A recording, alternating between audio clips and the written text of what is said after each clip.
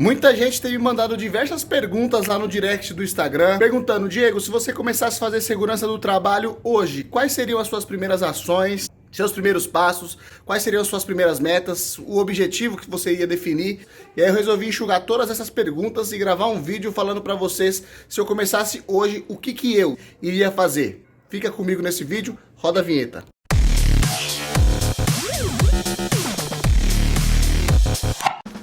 Gravando, 1, 2, 3 e... Opa, tudo bem? Aqui é o Diego Nunes, especialista em gestão EHS. E no vídeo de hoje...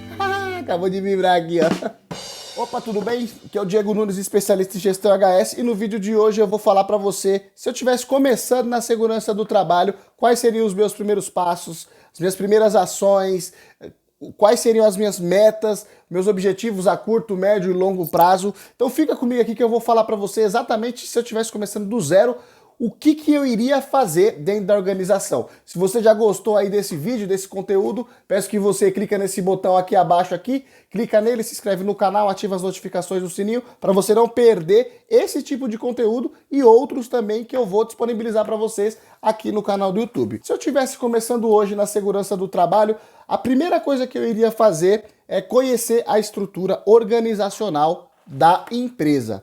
E isso envolve a hierarquia dos cargos, perfil dos gestores. Eu iria identificar se o gestor tem um perfil de chefe, que ele fala, bate o martelo e ponto, é aquilo, não tem como negociar. Se ele tem o perfil de líder, que ele tá ali dentro das ações, tomada de decisão, acompanhamento, se ele tá ali junto com a equipe, mais próximo da equipe. Eu iria também buscar informações sobre como a empresa trata atualmente a segurança do trabalho. Existe procedimento de segurança do trabalho na empresa? Existe alguma política, seja ela comportamental, de paralisação, seja ela de segurança, enfim. Iria fazer esses levantamentos para eu conseguir aí seguir nos próximos passos, nas próximas etapas. Ia também buscar como é feita a comunicação dentro da organização.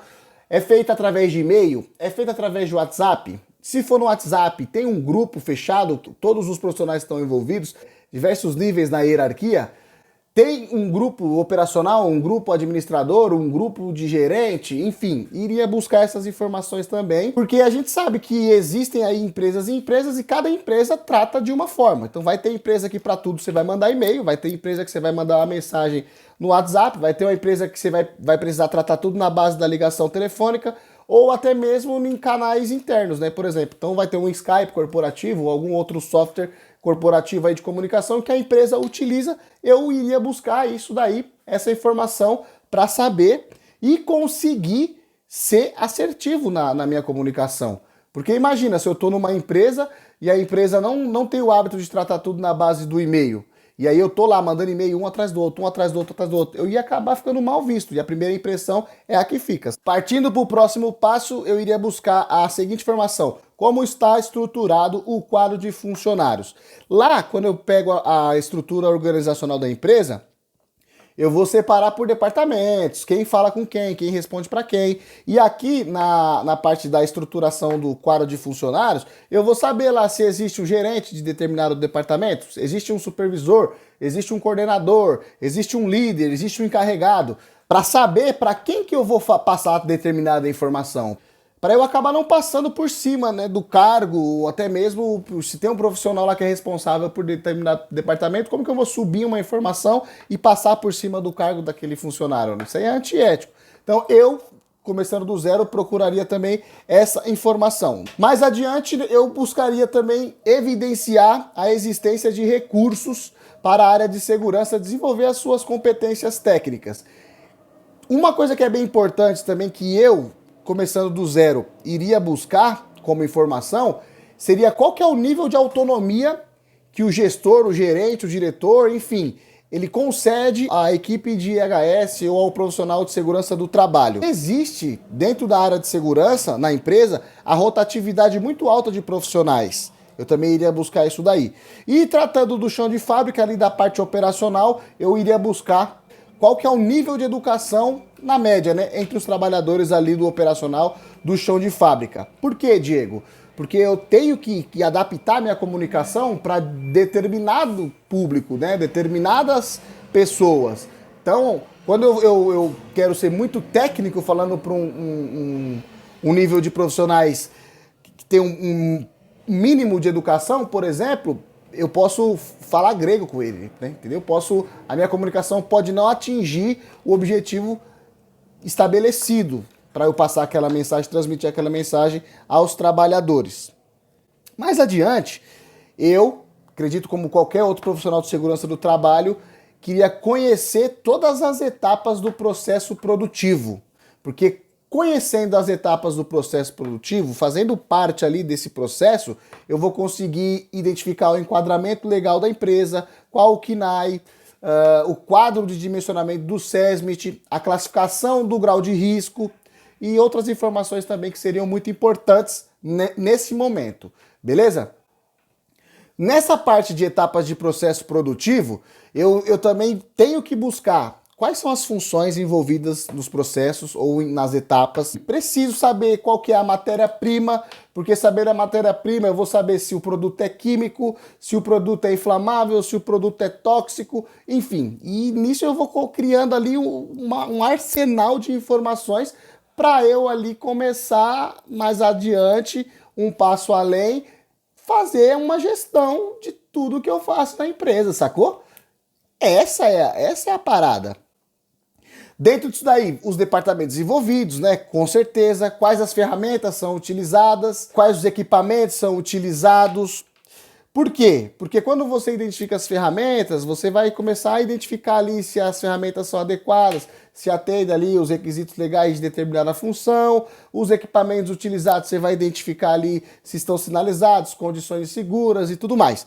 Mas não é isso aqui ainda nessa etapa. Dei um passo além só para você entender por que eu estava fazendo tudo isso. Depois de tudo isso, eu iria setar o status da documentação da empresa. Então a empresa tem PPRA, Programa de Prevenção de Riscos Ambientais. Se você estiver assistindo esse vídeo aqui em 2021, então a empresa tem o PGR, Programa de Gerenciamento de Risco, a empresa tem o inventário de risco, a empresa tem o gerenciamento de riscos ocupacionais, tem um PCMSO. Como que a empresa trata os ASOS do funcionário, que são os atestados de saúde ocupacional? Estão de acordo com a função que o trabalhador desempenha dentro da organização? Aí mudando um pouco o foco, a gente está falando de legislação trabalhista, eu ia voltar os olhos para a legislação previdenciária, porque em algum momento, se lá no começo, lá nas primeiras etapas, eu identifiquei se tem rotatividade dos profissionais de segurança do trabalho, eu também posso identificar se tem rotatividade do quadro de funcionários no geral. E aí eu vou precisar ficar atento ao laudo técnico das condições ambientais do trabalho, porque é dele que eu faço o preenchimento do PPP e forneço ao trabalhador uma vez que ele é desligado da empresa, ok? Também posso ver lá também se a empresa, dependendo da empresa, do segmento, se ela tem lá o PPRPS, que é o Programa de Prevenção de Riscos em Empresas e Similares.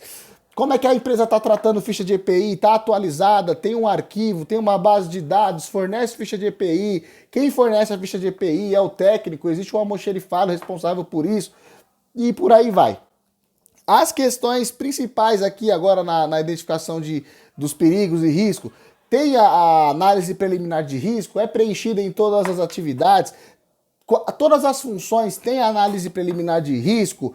As funções que desenvolvem as suas atividades em contato com riscos de energias perigosas ou ambientes que possam ser imediatamente perigosos à vida e à saúde do trabalhador, emite uma PT, tem uma permissão de entrada, por exemplo, em espaço confinado, tem uma autorização, tem uma análise de risco, ordem de serviço, todas as funções contempladas lá que eu já identifiquei da organização. Todas as funções estão com ordem de serviço atualizadas? Se não, quantas que não estão atualizadas? Quais os cargos? Documentação da CIPA, a CIPA está vigente, tem lá os suplentes, tem os eleitos, tem os vacantes, como é que tá as atas de reunião da CIPA, enfim, tudo que for pertinente à CIPA eu iria puxar ali para saber como é que tá as situações. Lista de treinamento, iria identificar quais os treinamentos são ministrados na empresa ou foram ministrados na empresa, quando, se sim, se não, né? Porque muitas empresas você vai pegar aí, não tem nenhum treinamento, você vai ter que começar a ministrar o treinamento. Mas beleza, lista de treinamentos, os treinamentos ministrados, realizados. Dentro dessa lista de treinamentos, lista de presença dos participantes, iria tirar aí o total de participantes e os treinamentos realizados. Perceba que tudo que eu estou fazendo aqui, eu estou buscando informação para daqui a 6, 10, 12, um ano e meio, eu mostrar a importância do meu trabalho para essa organização. Estão entendendo? Então, beleza. Vamos lá. Já falei aqui da permissão de trabalho, análise de risco, APR, a ficha de investigação de acidentes, quantas CATs foram abertas num período aí de 4, 5 anos, como é que funciona a CIPAT na organização, a empresa realiza a CIPAT, quem realiza a CIPAT, quais os temas abordados nas últimas CIPATs, eu também iria levantar esses dados. E aqui eu coloquei aqui o registro do SESMIT, levando em consideração que tem uma equipe ou que não tem uma equipe, que você vai ser o único profissional do SESMIT, então você tem que fazer o registro do SESMIT, ok? Beleza. Eu levei aqui três meses, com as rotinas diárias, tudo, 3 meses, vamos colocar aí 5 meses fazendo esse apanhado, esse apanhado de informações e compilando ela em um local para depois eu vir tratando elas. Beleza. Com base em todas essas informações, o que eu iria fazer depois de ter realizado todos esses levantamentos e ainda cumprindo ali com as rotinas diárias e principalmente apagando muito incêndio, né? Porque a gente sabe como funciona na prática a segurança do trabalho. Eu iria começar a estabelecer o meu cronograma de ações. Veja, dentro desse cronograma de ações, eu ia fazer o planejamento das medidas de controles que serão monitoradas. E dentro disso, eu iria definir quais os KPIs, né, os Key Performance Indicators, ou no português, os indicadores-chave de performance, eu ia metrificar. Por quê? Porque se a gente não consegue metrificar, quantificar, a gente não consegue gerenciar. Então é muito importante saber quais KPIs definir e como você vai monitorar dentro do seu gerenciamento, beleza? Então, dentro aqui do cronograma de ações, eu já falei do planejamento das medidas de controle que iriam ser monitoradas, a definição dos KPIs, as ações corretivas, ações preventivas e a definição das rotinas diárias. Por quê? Nesse período de tempo, eu já estou fazendo muita coisa, mas lá no chão de fábrica, no dia a dia, vão estar acontecendo coisas em paralelo com esse trabalho gerencial que eu estou desenvolvendo. Percebe? Faz sentido para você? Então, o que eu ia fazer? Ia começar a colocar numa planilha, num PDF, num Word, em algum lugar. Eu ia começar a colocar... Aí você desculpa, gente, que minha cachorra tá latindo aqui, ela aparece do nada. Mas eu ia começar a fazer a definição das minhas rotinas diárias, justamente para eu não viver apagando incêndio e esquecer que eu preciso apresentar resultados para os gestores. Então, dentro do cronograma de ações, eu já começava a estabelecer ali a minha rotina diária. E dentro dessa rotina diária, esses KPIs, as inspeções, as verificações, todas têm que ser focadas no objetivo definido ou na meta ali, trimestral, bimestral, enfim. Entendeu? Depois disso, eu vou ter muita informação para tratar, para gerenciar. E aí eu acredito que é a partir daqui, desse ponto, depois de ter feito todo esse trabalho que eu comentei com vocês aqui, você vai começar a pensar nas auditorias internas. E aí nas auditorias internas você vai verificar o atendimento aos requisitos legais, você vai verificar pontos de melhorias, você vai identificar desvios, você vai identificar condições inseguras, você vai identificar não conformidades, enfim, você vai conseguir trazer muito mais informação para transformar em indicador para você começar a metrificar isso aí também. E aí é o seguinte, nessa questão de auditoria, eu tenho uma ferramenta que eu chamo ela de Mapa Secreto de Gestão EHS. E essa ferramenta, ela faz auditoria de todas as normas regulamentadoras. Então, nessa parte de atendimento aos requisitos legais, essa ferramenta pode te ajudar muito, porque ela vai diagnosticar a situação real da empresa, se atende ou não atende, Ela vai dar para você o que você precisa fazer nos seus próximos passos, na sua gestão, e ainda tem uns gráficos automáticos, dinâmicos lá, que toda que você colocar na tela para apresentar para o gestor, ele vai ficar doido com aquele gráfico. Por quê? Porque é fora da média. Geralmente os caras usam aí gráfico de pizza, enfim, barra. Quando você mostrar para o gestor um gráfico de radar, ele vai falar, opa, esse cara sabe o que ele tá fazendo. Não é qualquer pessoa que faz isso. Mas beleza, o link tá na descrição, vê se faz sentido para você essa ferramenta e vamos focar aqui. Quando eu começar a pensar em auditoria interna, eu vou começar a pensar em implantação de algum sistema de gestão. Não estou falando de certificação, não, mas um sistema de gestão. Você tem que ter você tem que aprender a fazer, a gerenciar os processos, documentação, treinamentos, fichas, formulários, certificados. Você precisa pensar nesse processo de gestão, ok? Pensa no seu sistema de gestão, alguma coisa que você vai utilizar para para ter controle de todas as ações IHS dentro da empresa.